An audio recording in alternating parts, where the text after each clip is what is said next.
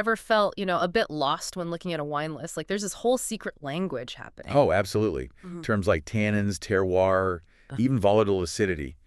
It can feel like you need a password just to order a glass. Exactly. But here's the thing, understanding this stuff isn't about being like snobby or elitist. It's really about unlocking the stories, right? The history in the bottle. That's a great way to put it, yeah. Yeah. Think of this deep dive as uh, kind of your cultural decoder ring for wine. Our mission today is to connect that sommelier speak with, well, just regular conversation. So we can actually understand what's going on in the glass. Precisely. We'll break down why acidity makes your mouth water, or how oak gives you those, say, vanilla notes and body. It's about the feel, not hitting the gym. Right, right. So why should you care about this deep dive? Well, because wine isn't just, fermented grape juice. It's like geography in a glass. It's history. Mm-hmm. And when you get a term like dry, which, spoiler, just means not sweet, it has nothing to do with actual wetness. Yeah, that trips people up. Totally. But when you get it, you're not just tasting anymore. You're kind of connecting with the place, the process, centuries of craft. And our approach is simple. Ditch the intimidation. Right. Keep the fascination. We've leaned on insights from experts like the folks at Wine Folly, who are brilliant at this. Oh, they're great. They pair the technical bits with really relatable examples, like swirling, not just for looks, it's your aromatic GPS. Huh? I like that. And the finish. That's just the encore, Yeah. The final impression the wine leaves. Okay, so ready to feel more confident with that wine list. We're aiming to turn that intimidation into intention. One sip, one term at a time. Let's dive in. All right, so let's start with what some people are calling the sensory sport. You see it, right? People swirling, sniffing, Yeah. really engaging with the wine. It's become much more mindful. Tasting isn't just drinking. It's this active sensory experience. Every sniff, every sip tells you something, from the dirt it grew into how it was made in the cellar. It's like these wines are liquid narratives. That's it exactly. Liquid narratives.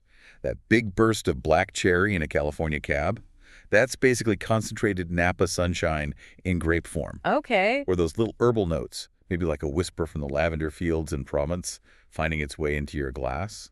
The aromas aren't just smells, they're like little time machines. And alcohol, it's not just about the buzz, is it? It actually affects the taste and feel. Good time. Higher alcohol wines, Mhm. higher ABV, they often feel bolder, maybe warmer. They stick around on your palate longer. Think like those big HBO drama characters, bold entrances, lasting impressions. Okay, Succession in a glass. Sort of. Whereas lower ABV wines can be more like maybe an indie film. Crisper, quicker, maybe more subtle charm. Your tongue is basically the red carpet catching it all. Huh. So if you're new to this, feeling a bit overwhelmed by trying to pick out flavors, where do you even start? Just start by paying attention. Honestly, even the pros started there. Next time you take a sip, just ask yourself, okay, what's this doing? What am I feeling? Is it sharp and tart, like, biting into a lemon? Or is it smooth? Exactly. Smooth, like a good smoothie. Your palate is smarter than you give it credit for, really.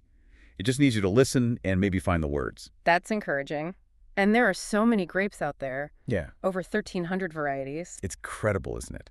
Every bottle is genuinely an expedition. You could have a dark, intense Argentinian Malbec one night, and then a super bright, zippy German Riesling the next. And the best part? No strict rules. Just you, your senses, the glass, and, well, a whole world to explore. Okay, let's get into the nitty-gritty. Decoding the actual terms.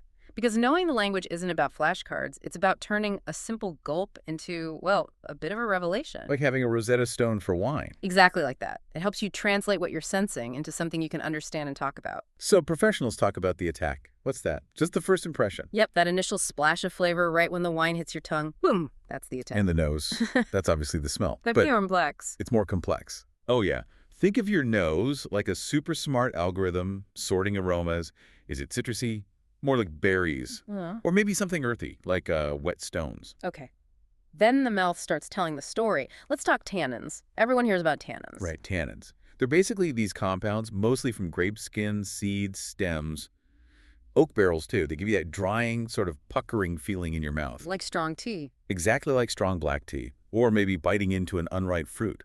They provide the structure, the backbone, especially for red wines meant to age, like Cabernet Sauvignon. That feeling that kind of lingers on your cheeks. That's often tannins doing their thing. Got it. And then acidity, that's the brightness. That's the laternizing, yeah. Yeah. The quality that makes your mouth water, like biting into a really crisp apple, maybe a Granny Smith.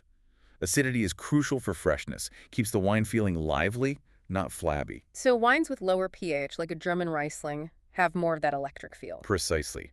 That brightness helps them cut through rich foods too, cleanses the palate. It's super important for balance. And body. Is that just how heavy it feels? Pretty much. It's the liquid weight, the sensation in your mouth. Think skim milk versus heavy cream. Ah. A light-bodied wine feels, well, light, almost airy. A full-bodied wine feels richer, coats your tongue more. Alcohol and sometimes sugar definitely contribute to that feeling of richness. Wow, okay. So knowing these terms really does change things. You go from just this tastes red to... To this, Malbec has this lovely blackberry jam thing going on, and the tannins are really smooth, almost velvety on the finish. Yeah, you can actually describe it. Sommeliers are kind of the masters of this, aren't they? Using language to nail the wine's story. They really are. That nose or aroma profile, it's like the wine's bio, hinting at everything inside. Describing tannins as, say, grippy versus silky turns drinking into active tasting. It's like you said earlier, kind of like music. Acidity is the high notes. Right. Cranks the energy. Tannins are like the bass line, giving it structure. And body is the overall rhythm. Yeah, the feel, the pulse. These elements work together. When they're in harmony, that's when you get a really compelling, balanced wine. Like a perfectly mixed track. Okay, let's talk about something we probably take for granted. The glass. It's not just a container, is it? It's actually designed to help the wine. Oh, absolutely. Your wine glass is a functional tool, not just pretty stemware. It's engineered, really, to launch those flavors and aromas effectively. It's this cool blend of science and style. So break it down for us, the parts of the glass. Sure. The bowl is maybe the most important part for aroma. It acts like a funnel. Wider bowls for big reds let them breathe, release complex smells. Narrower bowls for crisp whites concentrate those delicate scents. And you hold the stem, right, to keep your hand from warming the wine. Exactly. Hold it firmly but relaxed. You want to keep the wine at the right temperature. The rim matters too. A thin rim helps direct the wine smoothly onto your palate. And the foot, well, that just keeps it stable. Makes sense. Now, the pro moves, swirling, sniffing, sipping. Why swirl? Swirling does a couple of things. Gently circling the wine in the glass coats the sides and, more importantly, introduces oxygen. It aerates the liquid, letting those volatile aroma compounds escape. Unlocking the hidden smells. You got it. Yeah. Like shaking a Polaroid picture to see the image develop, it really opens things up. Then sniffing. Just stick your nose in. Pretty much, yeah. Sniff with intention. Your first quick sniff might give you the dominant fruit notes. Then maybe go back for a deeper inhale. You might pick up more subtle things like spice, earth, maybe even leather or tobacco in older wines. And trust your gut. Definitely trust your gut. Your brain is making connections between the smell and your memories, even if you can't name it right away. And sipping, let it coat your whole mouth. Don't just gulp it. So you hit all the zones. Sweetness at the front, acidity on the sides. Tannins, maybe more toward the back and on your cheeks. Yeah. Let it linger a bit. Okay, what about those legs or tears you see dripping down the glass? What do they actually tell you? Ah, the legs. They look pretty, but they're mostly telling you about alcohol content and viscosity. Thicker, slower-moving legs generally mean higher alcohol or maybe more residual sugar, indicating a potentially richer, denser wine. So it's a visual clue about the body. It's a hint, yeah.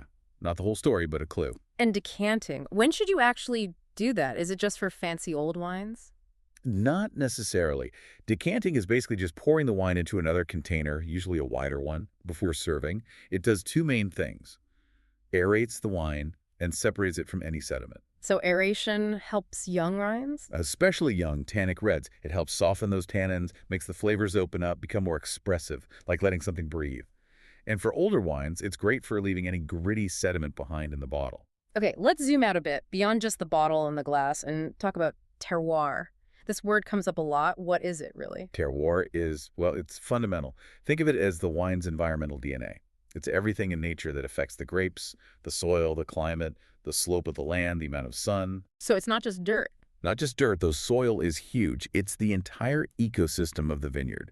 It's basically liquid geography. How does soil make such a difference? It profoundly shapes the wine. Think about chalking soils in Champagne.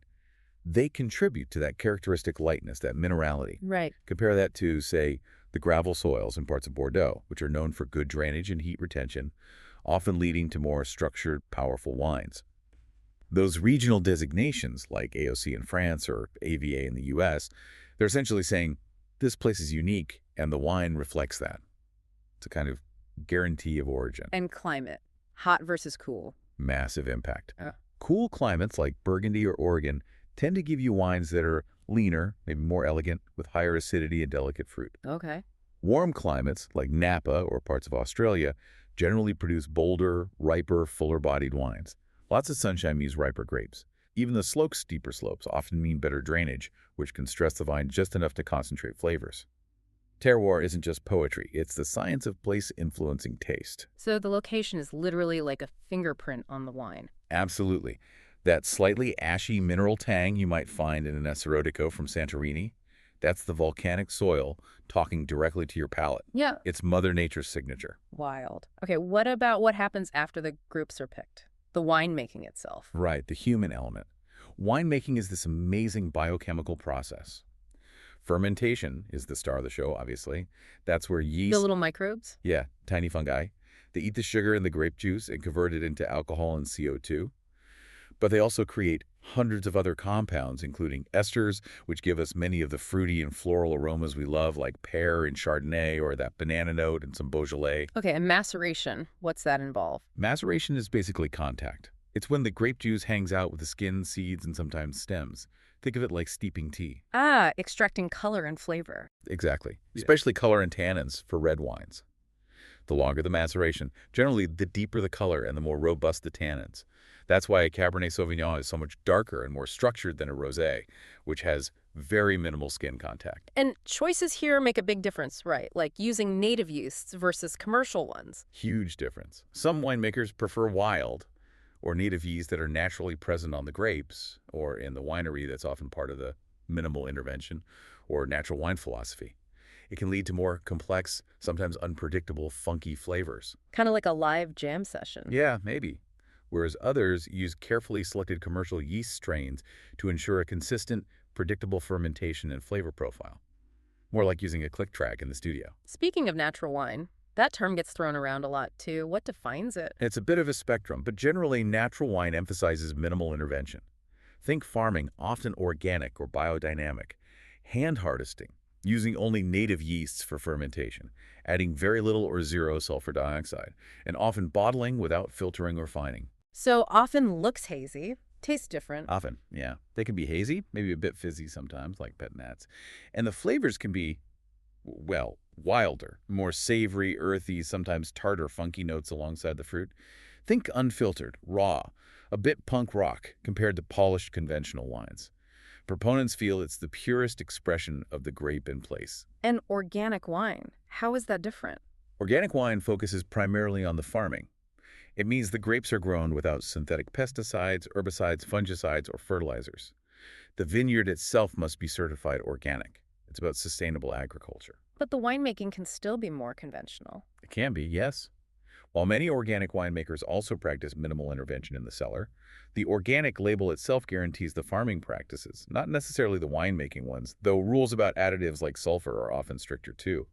Organic pours often taste very clean and pure, reflecting that healthy vineyard. Okay, let's get into a few more advanced things. Vintage variation, how much does the year actually matter? It matters a lot, especially for wines from regions with variable climates and for smaller producers. The weather during the growing season is basically climate's fingerprint on that year's wine. So a cool year might mean? A cool year, say 2021 in parts of Europe, might yield wines with higher acidity, maybe less ripe fruit, more tension, perhaps better aging potential. A hot year might give you bolder, riper, jammier fruit flavors, lower acidity, maybe higher alcohol. Think blockbuster sequel versus indie flick. But less so for big brands. For mass market wines, they often blend extensively to achieve consistency year after year. But for fine wine, vintage variation is part of the fascination. It's like a weather report in a bottle. And texture and weight, we touched on body, but these feel related. They are. Texture is more about the physical feeling in your mouth. Is it silky, velvety, coarse, grippy? Tannins contribute a lot here, coming from skins and seeds. A Cabernet might feel quite structured, almost architectural. Like wearing armor. Sometimes. While weight is more about the overall impression of density. Does the wine feel light and nimble, or does it sit heavy on your palate? Alcohol and residual sugar are big factors here, adding to that sense of weight or richness. So putting it all together, knowing these terms lets you really analyze what's in the glass. Absolutely, you can start to connect the dots. Okay, this 2016 cab has a firm, slightly grainy texture. Maybe that hints at the soils. And there's this lingering violet note. Could that be from the oak aging? Every sip becomes less of a guess and more of a, well, like you said, a forensic analysis, but, a fun one. So we've journeyed through quite a bit, haven't we? From swirling and sniffing to tannins and terroir. Hopefully this deep dive has shown that understanding wine isn't about memorizing rules, it's about gaining confidence. Absolutely. It really is about turning those sips into stories. Every term we've broken down, whether it's tannins that feel like maybe vintage leather or acidity that zings, it's like getting another piece of that decoder ring. You start to appreciate the artistry more, right? That whiff of wet stone and Riesling isn't just a random smell. You realize, oh, that's the minerality, that's the soil talking. Right. Or a wine with long maceration, you understand it's soaked up more character, like a time capsule of that harvest, that place. So the next step, it's really just to grab a glass, Mhm. pour something, swirl it like you mean it. And let your palate do the talking, right? Start exploring those layers. Exactly. Whether you're tasting a classic old world wine or maybe one of those funky natural bottles, your vocabulary is now your key. It unlocks a deeper level of appreciation. The bottle's open. Consider your tasting revolution officially poured.